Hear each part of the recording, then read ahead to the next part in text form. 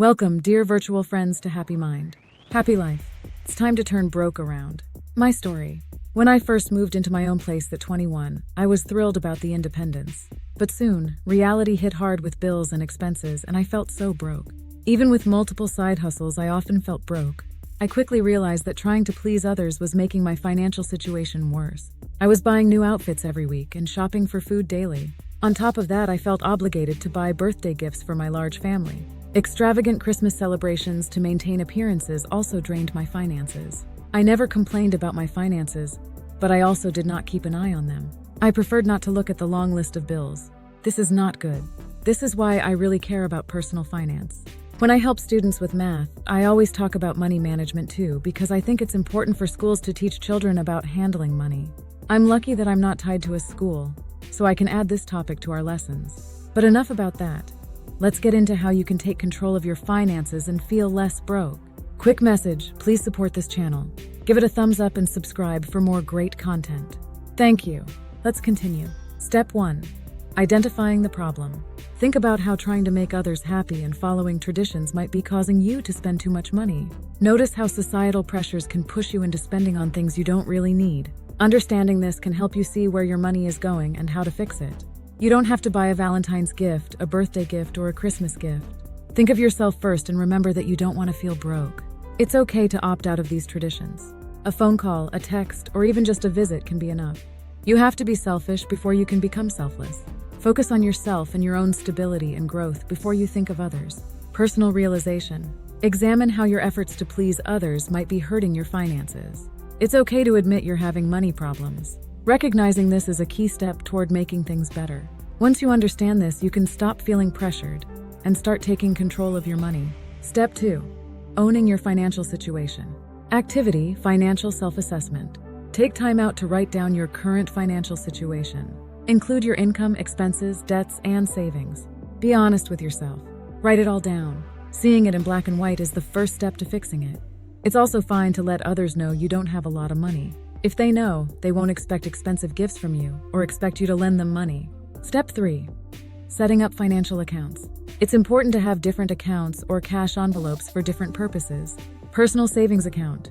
Use this to save money just for yourself. Don't touch it for at least 12 weeks. Start putting money in it regularly. This is not a long time. 12 weeks will soon come and go. Bill payment account. Use this account only for paying your bills. Do not take money out of this to spend on yourself. This is a bill account only. Emergency savings account. Start by saving a small amount each month, even if it's just $25. This is for unexpected expenses. Action.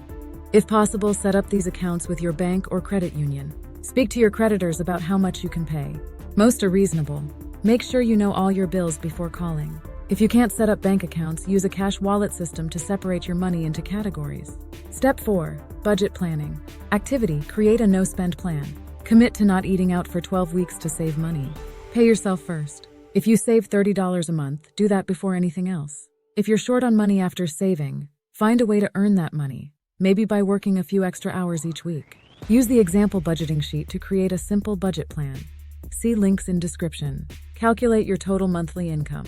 Decide how much to allocate to each category. Fill in the amounts on the budgeting sheet. Commit to sticking to this plan for 12 weeks. Step 5. You can find a simple budgeting sheet linked below, along with free digital options. Check your bills and account balances weekly or monthly.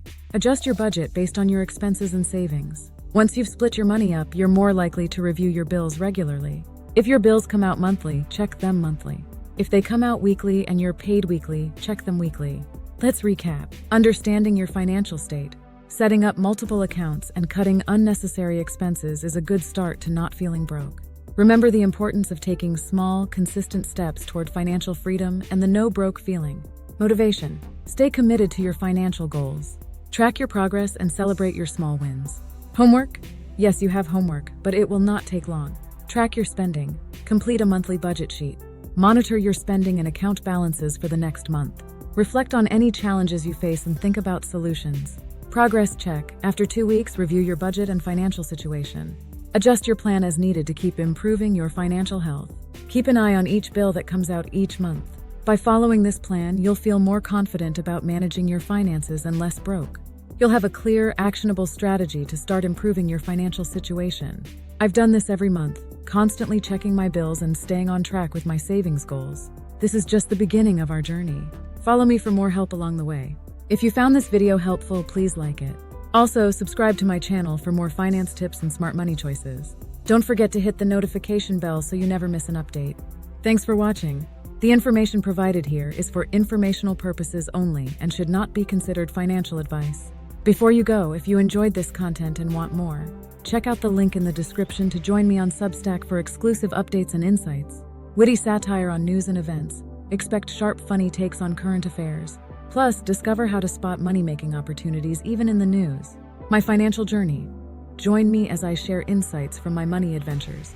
Learn tips on how you can make or save money too, and see how my rental property business is going. My Substack journey. Get the scoop on my challenge with all its ups and downs. Find out how you can monetize your writing and make it a profitable venture. And yes, I'll share tips on how to turn your writing into a money-making skill. Have a fabulous day. I am not a financial advisor. The information provided here is for informational purposes only and should not be considered financial advice. Please consult with a qualified financial professional for personalized advice and guidance regarding your financial situation.